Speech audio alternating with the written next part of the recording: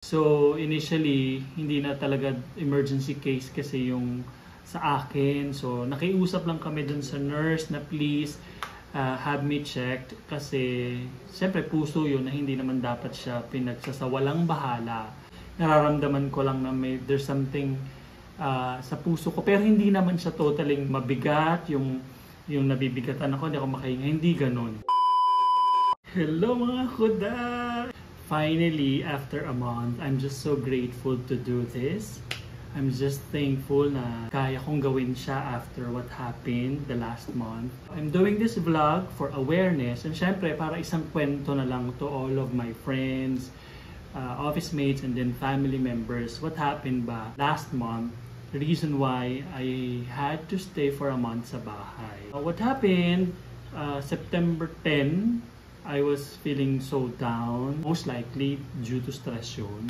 Ang nangyari, para lang sasabog ka na, parang madidepress ka na, hindi mo alam kung what's happening with you, ganyan. So yun lang yung naramdaman ko. I thought at that time, para lang, down lang ako, malungkot lang ako, mabigat lang yung pakiramdam ko. Pero little did I know na meron na palang emergency case na nangyayari sa katawan ko. So luckily, sa pagpipilit ni My Love, the next day, bumisita kami sa hospital para nga ma-check kasi meron din ako nararamdam na kirot-kirot sa puso, ganyan. Salamat naman at napilit ako ni My Love na magpa-check up that day. A day after nung super stress ako, super depressed ako, iyak ako ng iyak. So, hindi mo talaga malalaman kung hindi ka pupunta sa ospital. So, when we got to the hospital, sa emergency, hindi na tumatanggap ng parang outpatient kasi yung case ko daw. So, we were referred pa to go to the outpatient department. Unfortunately, that day, wala na yung doctor na mag-check supposedly. Cardiologist kasi yung kailangan ko kasi nga heart-related yung kine-complain ko. Chest pain na bearable, hindi naman siya sobrang malala. Kirot lang siya the past day nung medyo depressed nga ako. Nararamdaman ko lang na there's something sa puso ko pero hindi naman siya totally mabigat yung nabibigatan ako, hindi ako makahinga, hindi ganun. Bumaba kami sa emergency telling them na wala nang ang doctor na available doon sa OPD. So initially, hindi na talaga emergency case kasi yung sa akin. So nakiusap lang kami doon sa nurse na please have me checked kasi siyempre puso yun na hindi naman dapat siya pinagsasawalang bahala. Thankfully yan, in-accommodate naman kami ni My Love. So tests were done. Siyempre, yung BP, yung pulse rate, yung oxygen level, yun yung unang tinest, syempre pag nasa hospital ka. So, yung BP ko at that time, normal siya. I think 110/70 siya. So, after the vital checking ba yun? Vital signs checking. So, in-ECG ako. Tapos, after the ECG, I was requested for blood chemistry ba tawag doon? Blood checking. Ginawa ko yon. After na ECG, I was referred to laboratory para nga makunan ng dugo. So, nung nakuha na ako ng dugo, bumalik ako sa emergency. Sabi ko, ano bang result ng ECG? Meron bang nakitang something, ganyan? Sabi nung nurse, normal naman daw, there's nothing to worry about, nothing alarming. Ang lab result, sinabi sa akin 1 hour after. Medyo mabilis nga kasi usually 2 hours yun. So thinking na 1 hour pa yung lab result, so pumunta pa kami somewhere trying to do an errand, ganyan. Pero hindi na namin natapos yung errand na yun. Somebody was calling me, an unknown number was calling me. Siyempre, number lang siya, so hindi ko siya sinagot. So nag-text siya na yung hospital pala yun, that we are being requested to go back to the hospital urgently, as in ASAP, gano'n, okay? So, hindi na namin tinapos yung errand, pumunta na kami sa hospital, driving pa ha, so pinark na lang namin sa labas yung kotse. So, ayun na nga, when we arrived dun sa emergency, I was informed na I was having, base to sa sa lab result, I had a heart attack.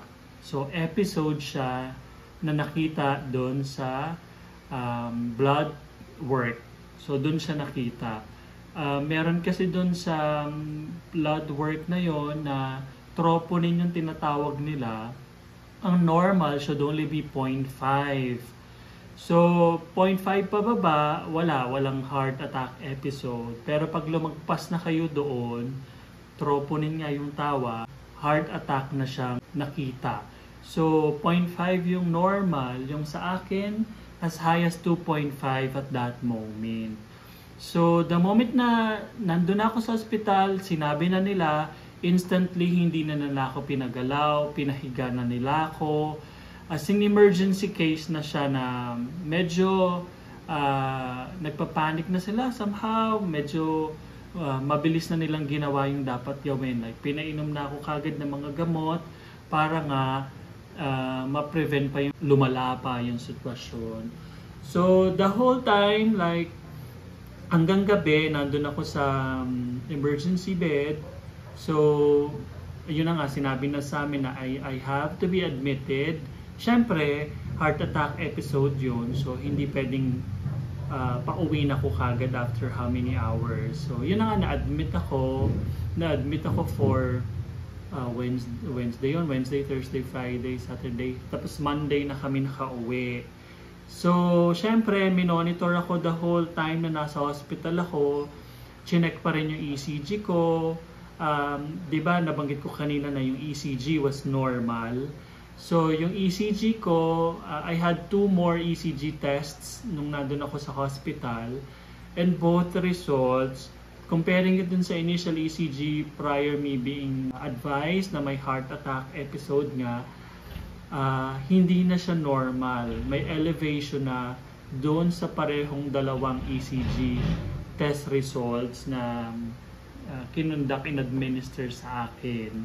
Pero yung troponin test, blood chemistry na ginawa after the initial blood work, luckily, unfortunately, and thanks to God, nag-normal na siya.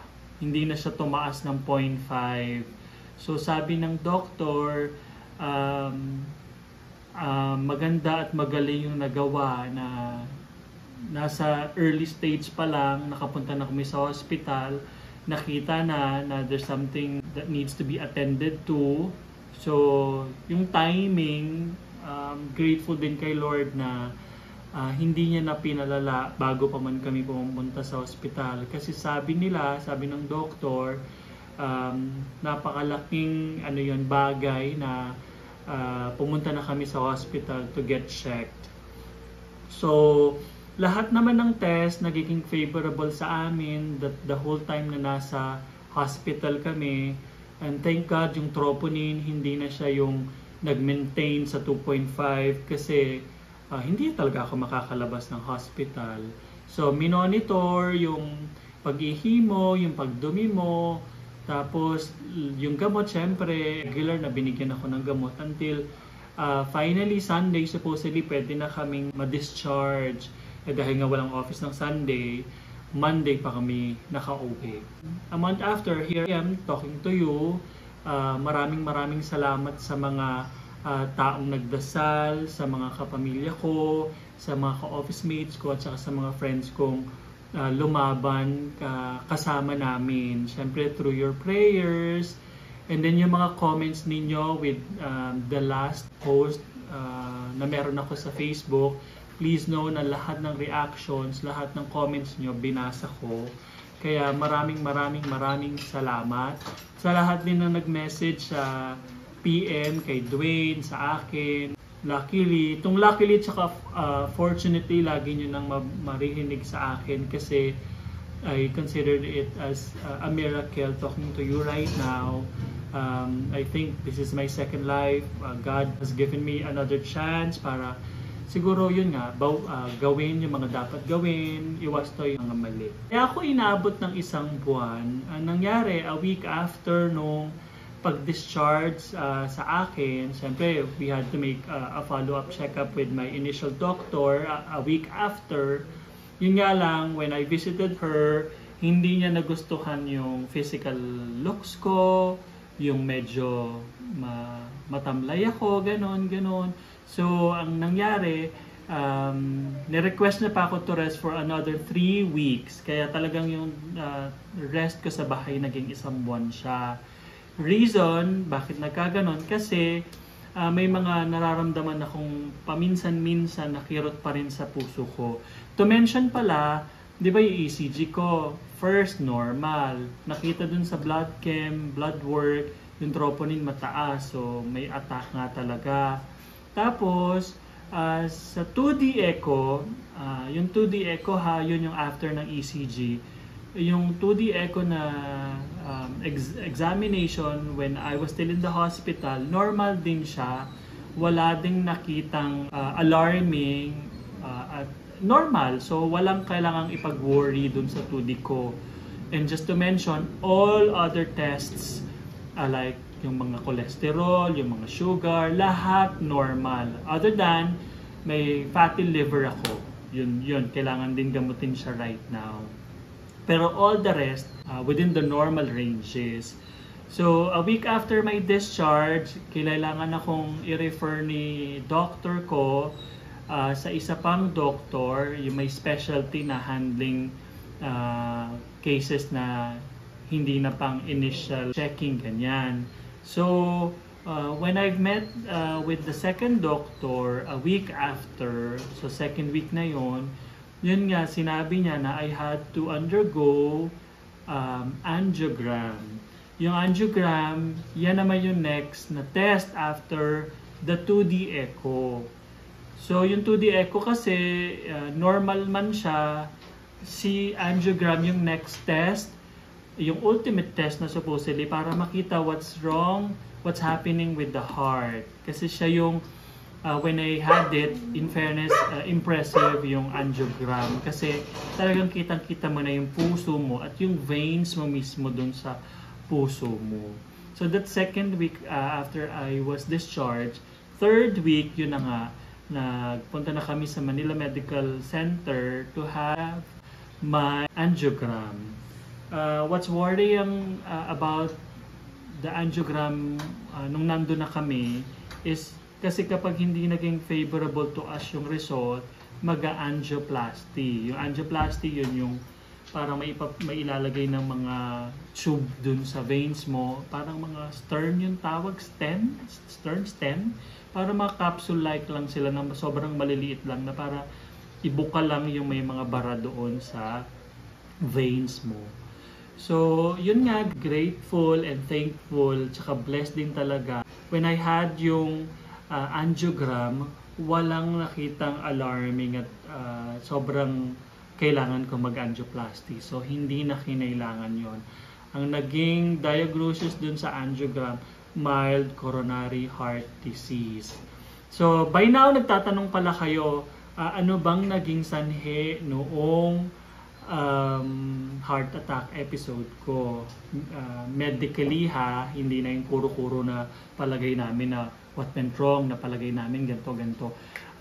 It boils down sa 3 reasons.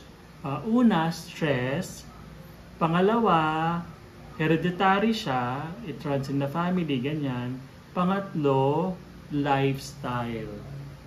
Pero nung nag-usap nga kami ni My Love, nag-concentrate kami mainly sa stress. Kasi, yun nga, stress ako the past how many months sa trabaho, ganyan, sa office. Kaya mainly doon namin kinoncentrate. Siyempre, babalikan mo yung lifestyle, totoo din naman. Talagang, it will play a factor kung ano yung mararamdaman nyo when you're at my age. Yan yung mga 40, 50, 60, yan na yung mga ages na maglulook back ka talaga. Ano ba kasing ginawa mo nung kabataan mo? Nagwalwal ka ba or what? Ganon. So, kung nanonood ka't bata ka pa ngayon, might as well ayusin na yung lifestyle, okay? So, yun na nga. 3 yung naging posibleng naging case ko based dun sa diagnosis ng mga doctors. Hindi naman ako naninigarilyo, hindi ako umiinom na walwal, siguro nung kabataan. So yung mga kabataan nagbawal ngayon, tigil-tigilan yun. So ngayon, occasional drinker na lang kapag may okasyon. Pero pag wala naman yan, kung meron nga okasyon, isang baso na lang ng mojito, ganyan, ng wine, ganyan. Pero hindi na talaga yung walwal. So, I thought I was living a healthy life, pero hindi pa pala. So, kaya ngayon, I was advised na low sodium, low fat yung diet. As in, wala ng pork, wala ng beef, chicken na lang. Wala na, goodbye na rin sa fried food, ganyan. So talagang para na kaming mga dito, na nagpapadedeng mga ina, kasi lahat na lang sinabawan. Tapos lahat ng pwedeng lagyan ng malunggay, pinalalagyan ko. Para nga naman malusog. So yun, ang lesson, kapag may nararamdaman, you go to the hospital, you have it checked. Kasi wag nang patagalin, wag nang pasamain yung kalagayan para lang pumunta. Second, syempre yung lifestyle. Tantanan nyo na yung mga buffet na yan. Kain lang ng wag patay gutom, okay? Tama lang, pag busog na, tigilan na. Ang advice pala sa akin right now, syempre wag mai-stress, wag magiging emotional, wag sobrang masaya, wag sobrang lungkot, okay? Tapos, you eat small meals frequently. Huwag magpatay gutom na isang bagsak kainin lahat. Hindi. Small but frequent meals ang advice ng doctors. Okay? So, ano pa ba? Anong mapupulot yung aral? Huwag kayong magpa-stress. So, a happy life, a healthy life, ganun siya. So, ang importante ngayon hindi na yung marami kang pera, though I'm not saying marami kang pera. Wala kaming pera. Alam niyo bang kinailangan pa namin mag-ipon ng funds? Kasi we were preparing na for the worst, na kapag nag-angioplasty, ready na kami. Alam niyo ba yung capsule na binanggit ko kanina? 250,000 isa nun. So, kung ilan yung kailangan mong ganon, yung stent, ewan ko kung anong tawag naman, basta yung ganon gagamitin sa angioplasty mo. Yun na yung minor operation, kasi si angioplasty para nga magpasok ng mga kung ano dun sa veins para ibuka yung vein mo at hindi na magbara. That's 250,000 pesos per stent. So, kung makakatatlo ka, Diyos ko, 750,000 pesos na yun. Saan mo kukunin yun, di ba? And isa pang lesson pala, kung wala pa kayong insurance, syempre may insurance tayo lahat. If you're working, meron kang insurance sa company. Yung insurance mo mismo na personal. So that, katulad nito, kailangan magagamit mo siya. Ngayon, I'm still filing yung BPI claim ko dun sa insurance, and medyo siguro discuss natin siya on a different vlog kung gaano kahirap mag-claim. I just don't know if it's with just the company I've mentioned or hindi naman siya applicable sa lahat. But bottom line, get an insurance. Huwag niyong isipin na malakas pa kayo right now, kaya ayaw niyo pa at hindi niyo pa kailangan. Lucky for me, kumuha na ako dati pa. So, fully paid ko na siya. At least now, na kung hindi man natuloy yung angioplasty, natuloy, at least meron akong paghuhugutan ng funds para bayaran yung mga utang doon sa angioplasty. Pero luckily, gratefully, thankfully, hindi naman kinailangan. So, when I had my last checkup last Thursday, finally, I was advised that I can work. Siyempre, fit to work with medication. Alam niyo bang, ilan ba yung gamot ko? 6 to 7 yung mga iniinom ko everyday. So, siyempre, bawal ang pasaway. Noon nga palang nagkaroon kami ng angiogram result, sinabi pa naman ni Doc kay Dwayne, pwede na daw ulit magpasaway. But no, siyempre, mahal pa natin yung second chance na binigay ni Lord. So, lahat ng pwedeng gawin, like exercise, diet, at saka yun nga kumalma sa lahat, yun ang kailangan nating sundin. Okay? So, yun lang. Sana may napulot kayong aral. Una, wag magpa-stress. Happy life, healthy life ang peg natin. Okay? Pangalawa, get an insurance. Kung wala pa kayong insurance, kumuha kayo ng insurance. Okay? Pangatlo, ay naku, kumalma kayo. Mag-healthy lifestyle na kayo. Okay? Kung hereditary kasi siya, wala na kayong magagawa kundi sundin ang utos ng mga doctors na maging healthy, mag-exercise. Ako, ang exercise pa lang na pwede kong gawin right now is like stationary bike or walking. Pero pag nagkaroon na ako ng chance, pag pwede na ako mag-exercise ng higher than walking or stationary bike, yan, tatalbogin na natin si Papa P. Palalakihin na natin yung muscle natin. Kasi puro naman manok na yung kinakain, okay? So, thank you sa lahat na nagdasal, sa mga kapamilya kong tumulong, sa kapamilya ni Dwayne na tumulong, na wala pa man yung angioplasty, meron na akong funds galing sa mga friends ko, galing sa mga relatives namin ni Dwayne, galing sa amin mismo din na kahit konti meron din naman kaming nahugot. So sa lahat ng prayers ninyo, sa lahat ng nag-reach out, sa lahat ng tumulong kay Dwayne, at the time na kinailangan niya ng lakas, Diyos ko, baka maiyak pa ako. Kasi that moment, kung kilala niyo si Dwayne, talagang nalampasan niya yung ordeal na yon na naging malakas siya for me.